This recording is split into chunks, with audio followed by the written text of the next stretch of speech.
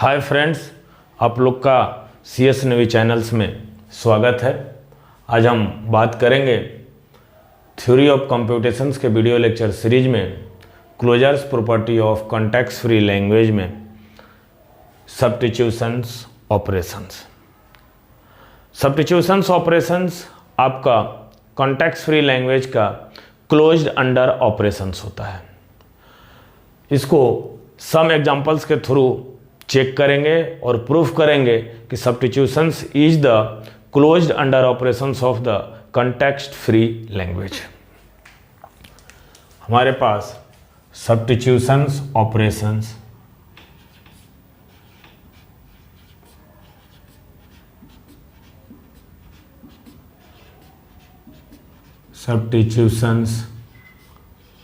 operations. The class of context free language, the class of context free language is closed under substitutions operations. Let L be a CFL, then substitutions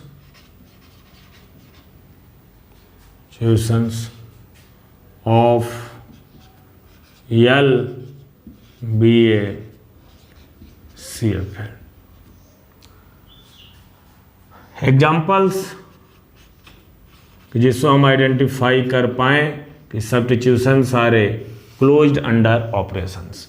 मेरे पास language L है, A की power n, B की power n greater than 1। ये मेरी language है, context free language है, type 2 grammars की। S, determine ASB oblique AB। यदि मैं इसमें सब्स्टिट्यूशन अप्लाई करता हूं तो F of A equal to, अपने मन से मैंने लिया हुआ है 1 की पावर P और 0 की power P। F of B equal to 0 की पावर Q, 0 की पावर Q और 1 की power Q।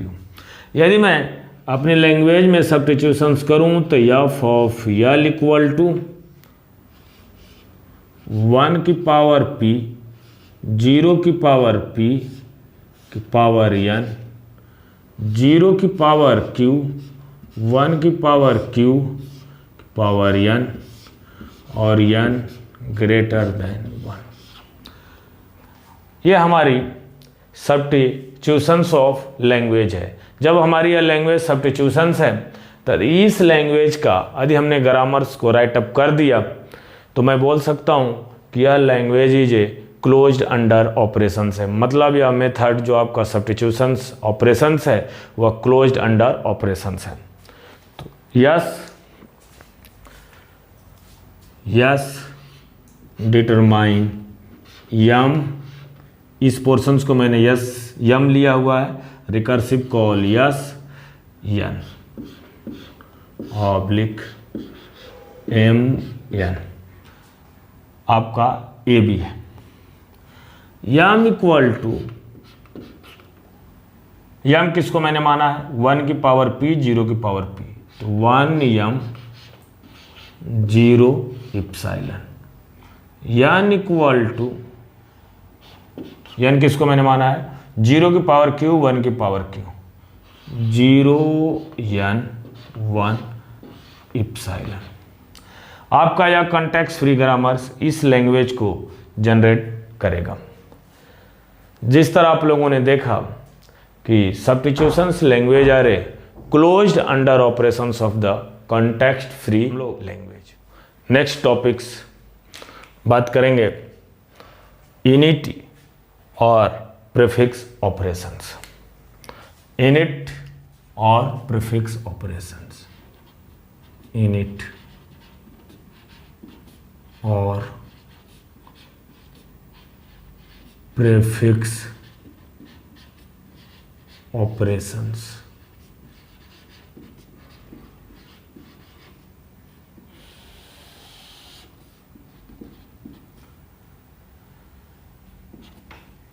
For late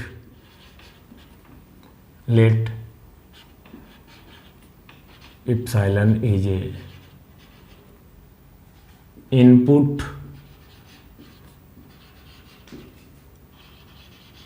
alpha bet and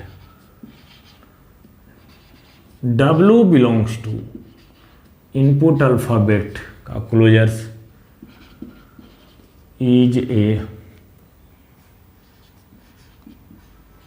strings। तो मैं यह बोल सकता हूं क्या,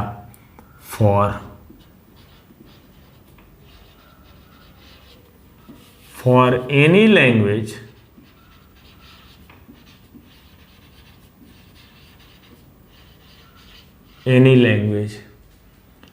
L belongs to input alphabet का closures and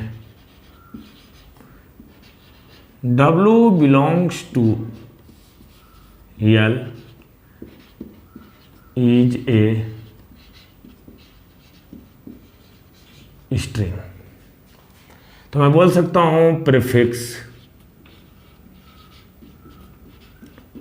prefix of W, या आप इसी को बोल सकते हैं इनिट ऑफ W। क्या बोल सकते हैं आप इसको, init of W equal to X belongs to input alphabet का closures. There's such that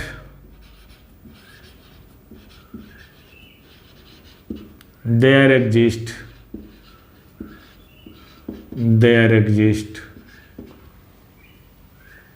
V belongs to input alphabet का क्लोजर्स एंड X भी belongs to L। X भी belongs to L। अपने कॉन्सेप्ट को हम लोग एक एग्जाम्पल्स के थ्रू डिटेल समझने की कोशिश करते हैं। यानी ये बोलना क्या चाह रहा है कि यदि किसी भी आप स्ट्रिंग का प्रीफिक्स आप निकालना चाह रहे हैं, किसी भी स्ट्रिंग का यदि आप प्रीफिक्स निकालना चाह रहे हैं, तो हम लोग कैसे आइडेंटिफाई करेंगे। तो suppose that L equal to ABC मेरे पास स्ट्रिंग है। मैंने क्या बोला है, X भी बिलोंग्स टू L, तो X is a prefix of V। तो यदि मैंने इप्साइलन इंटू ABC किया हुआ है तो यह मेरा X हो जाएगा और ये मेरा टोटल क्या हो जाएगा, V हो जाएगा। तो मेरे को क्या मिलेगा, प्रीफिक्स ऑफ W में मेरे को मिल जाएगा एक इप्साइलन। फिर मैं यदि इसको एक्सप्लोर करूं तो मैं लिख सकता हूं A और BC। तो यह मेरा X हो जाएगा, ये मेरा क्या हो जाएगा, V हो जाएगा। तो मेरे को A भी एक मेरा प्रीफिक्स मिल जाएगा। यदि मैं लिखूं इसको AB और C, यदि मैं X लिखूं इसको V लिखूं तो मेरा प्रीफिक्स हो जाएगा AB। यदि मैं इसको ABC लिखूं और यहाँ पर इप्साइलन थे पूरे को मैं X मान लूँ और इसको मैंने V मान लिया, तो मैं बोलूँगा कि प्रीफिक्स हो जाएगा ABC। तो मैं यही आपसे बोलना चाह रहा हूँ कि प्रीफिक्स ऑफ W या unit of W X belongs to input alphabet का closure such that there exist V belongs to input alphabet and X V belongs to L। आप X और V के फॉर्मेट में आप तोड़ सकते हैं। बेसिकली मैं आपको अपने थ्योरी ऑफ कंप्यूटेशंस के वीडियो लेक्चर सीरीज में प्रीफिक्स एंड सफिक्स पर एक कंप्लीट मैं वीडियो अपलोड करूंगा, बिकॉज आपको मैं थोड़ा सा कॉन्सेप्ट इसलिए दिया क्योंकि मैं बात कर रहा था इनिट या prefix operations of the closed under operations of context free language. तो आपने जैसा देखा कि हमारा प्रीफिक्स क्या होता है। प्रीफिक्स को आप ये भी बोल सकते हैं, prefix is a strings of W, some symbols of right hand sides, 0 या more than removals of on your strings। तो मैटर उसका नहीं है, आप इसका मैं एक कंप्लीट वीडियो अपलोड करूंगा। प्रीफिक्स क्या, number of prefix equal to number of suffix होता है, क्या प्रीफिक्स का आपका trivial prefix, non trivial prefix, ये सारे डिटेल में हम लोग स्टडी करेंगे। लेकिन आप लोगों को सम पॉइंट ऑफ आइडेंटिफिकेशंस हो गया है कि आप प्रीफिक्स कैसे आइडेंटिफाई करते हैं। तो इस प्रीफिक्स के कॉन्सेप्ट पे हम बेसिकली बात करेंगे closures property of context free language का, कि क्या प्रीफिक्स हमारा क्लोज्ड अंडर ऑपरेशंस होता है। तो जिस तरह आप लोगों ने ग्राफ में देख रहे हैं कि इनिट या prefix operations is a closed under operations, तो हम लोग लिख सकते हैं कि the class of context free language, the class of context free language is closed under operations of init या prefix। the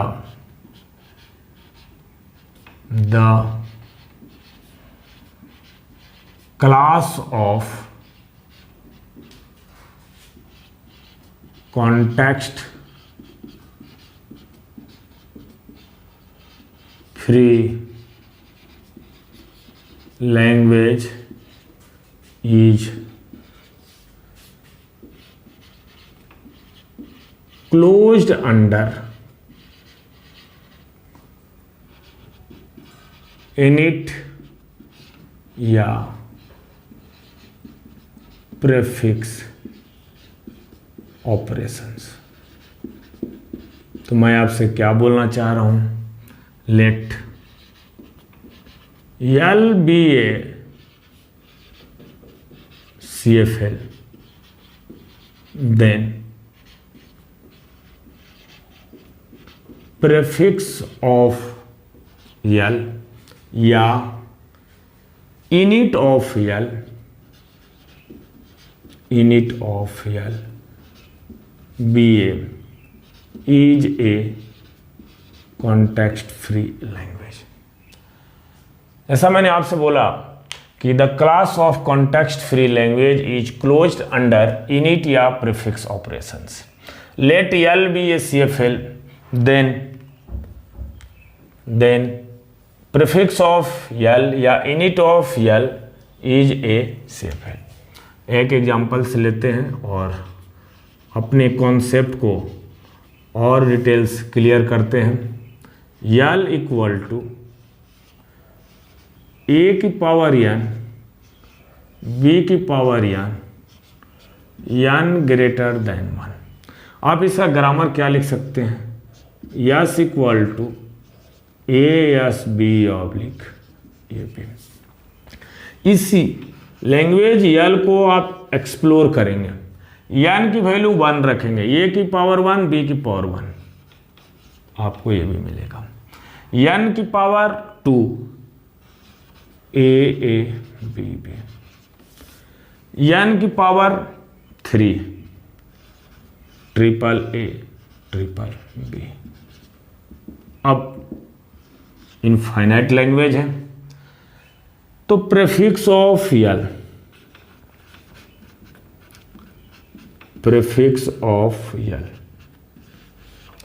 आप जानते हैं, जैसा AB का यदि मैं आपसे बोलूंगी प्रीफिक्स निकालने को, तो आप यहीं बोलेंगे कि इप्साइलन, आप याद रखिएगा, यदि इसका लेंथ 2 है तो प्रीफिक्स n+1 होता है, यदि इसका लेंथ 4 है तो n+1 यानी 5 आएगा, यदि इसका लेंथ 6 है तो n+1 यानी 6 आएगा।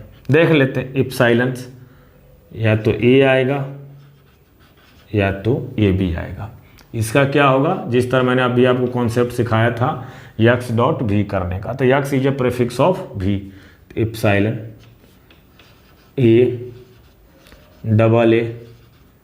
AAB AAB जैसा आपने देखा 4 है तो यहाँ पर कितना आया, 5 आया। यदि मैं इसकी बात करूँ तो epsilon AA triple A B triple A double B 3 bar A 3 bar B, इस तरह आपका एक्सप्लोर होता चला जाएगा। यदि अपने प्रीफिक्स ऑफ यल को यदि हम लैंग्वेज में लिखना चाहें, जैसे आप लोगों ने देखा यहाँ पर इप्सिलॉन है, A है, डबल A है, AAB है, तो सेट में केवल और केवल एक बार हम लोग लिखते हैं, और एक बार लिखने के बाद फिर इस लैंग्वेज का हम लोग डिजाइन करेंगे कॉन्टेक्स्ट फ्री ग्रामर्स, और कॉन्टेक्स्ट फ्री ग्रामर्स डिजाइन करने के बाद फिर हम लोग बोल सकते हैं कि prefix of L is a closed under operations. तो L equal to epsilon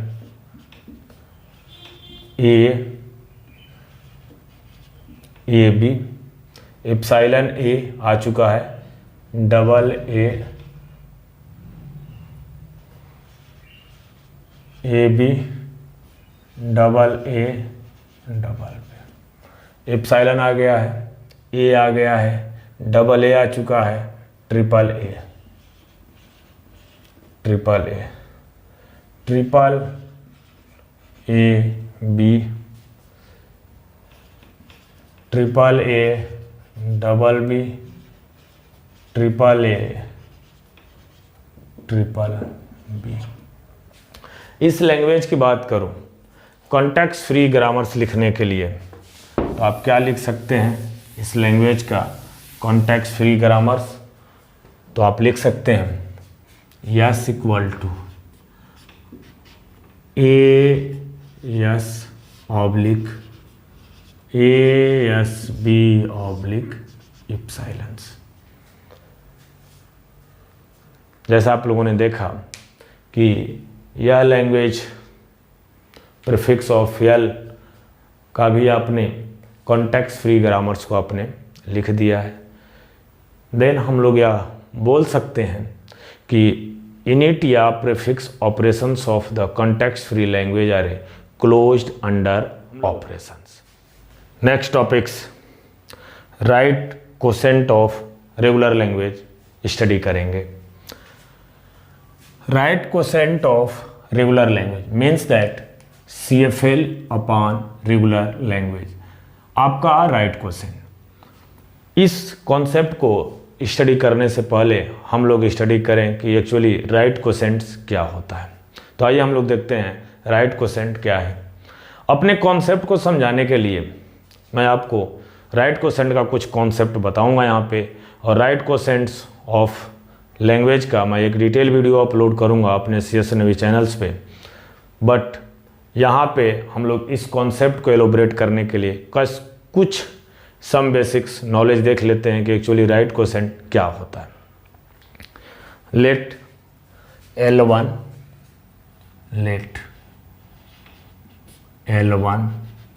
and L2 are two language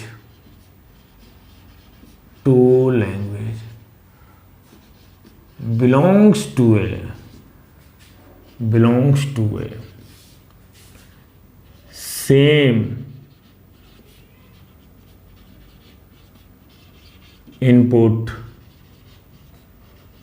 alpha bit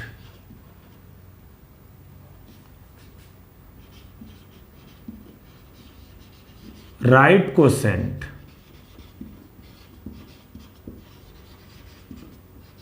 L1 with L2 is defined as, यदि मैं आपसे बोलूं L1 L2, यह नोटेशंस है।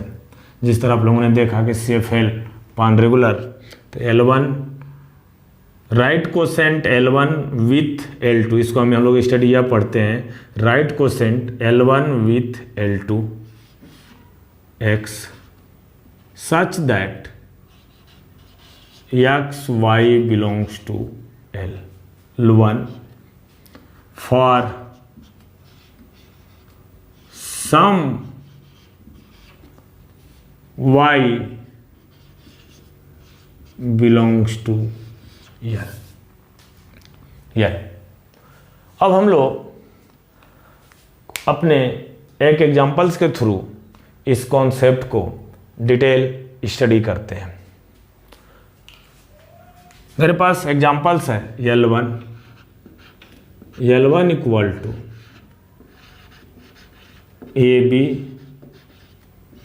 ABC, मेरे पास L2 है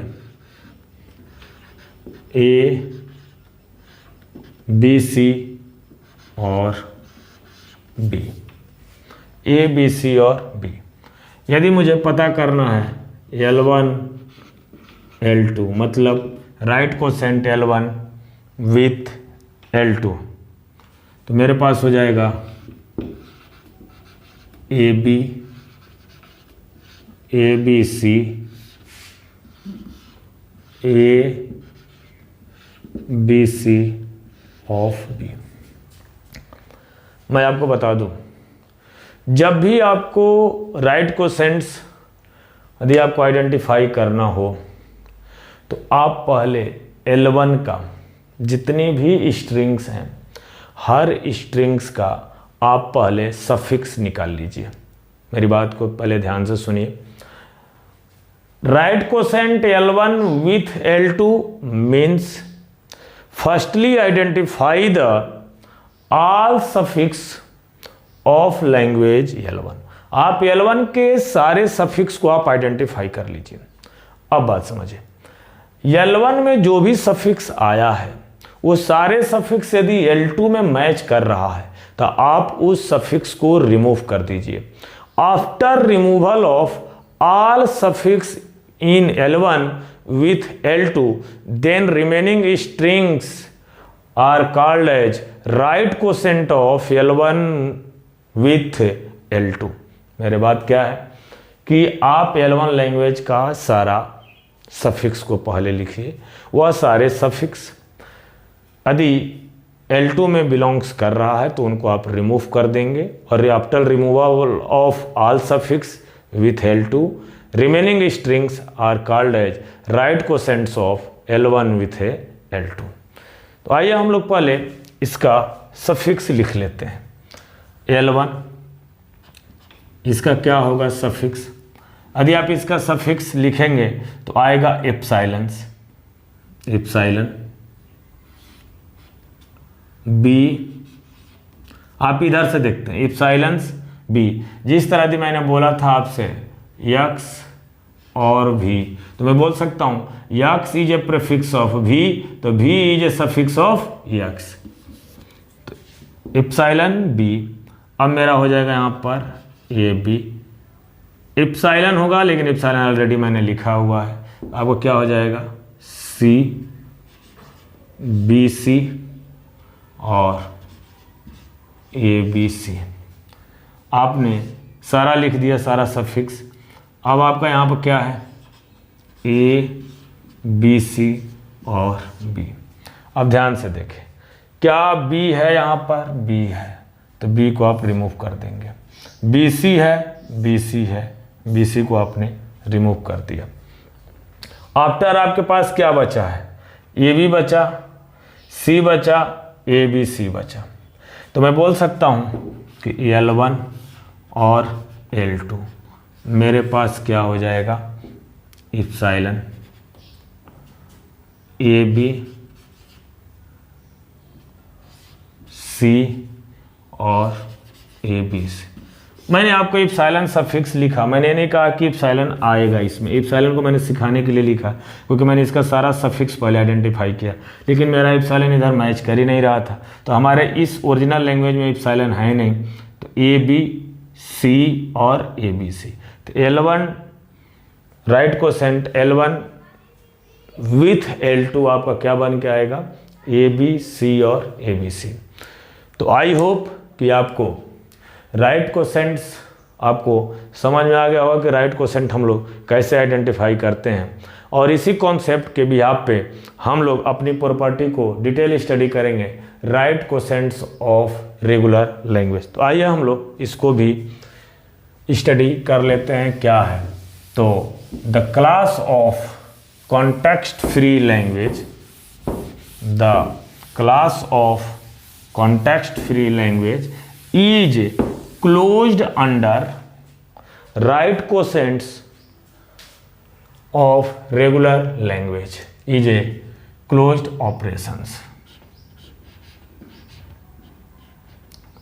The class of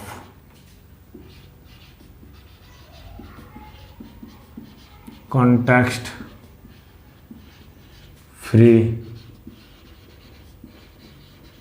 language is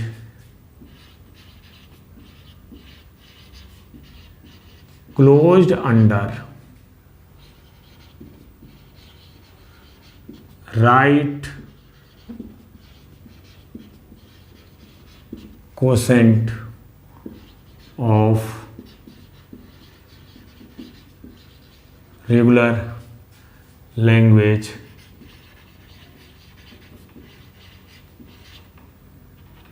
closed under, let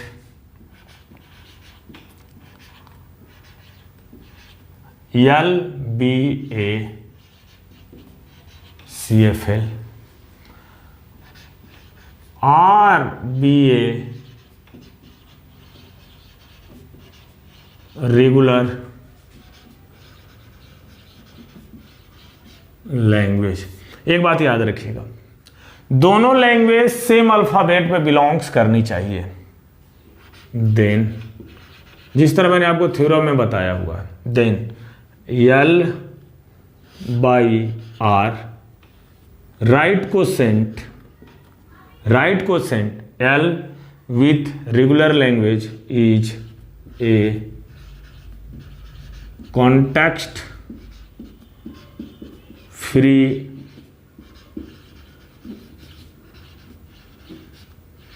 language. एक example से लेते हैं, और मेरे पास क्या है example, L equal to A की पावर n बी की पावर n। तो मैं यहां पर लिख सकता हूं n ग्रेटर देन 1। तो S equal to S B A B, R equal to B की पावर n ग्रेटर देन 1। मैं इसको S1 कर लेता हूं, इसको S1 कर लेता हूं। S2 equal to B S2 oblique B B. तो यदि मैं आपसे बोलूँ right quotient L with R, तो आपको क्या हो जाएगा, जैसे तरह आपने L का सारे सफिक्स निकालेंगे, वह सफिक्स यदि R में मैच कर रहा है, उनको रिमूव करने के बाद जो रिमेनिंग बचेगा वही आपका right quotient L with R होगा। तो A की पावर n B की पावर n, तो आपको हो A की पावर n B की power n less than equal to m होगा ये। इसका ग्रामर्स क्या होगा मेरे पास, s equal to A B और A equal to A B A epsilon.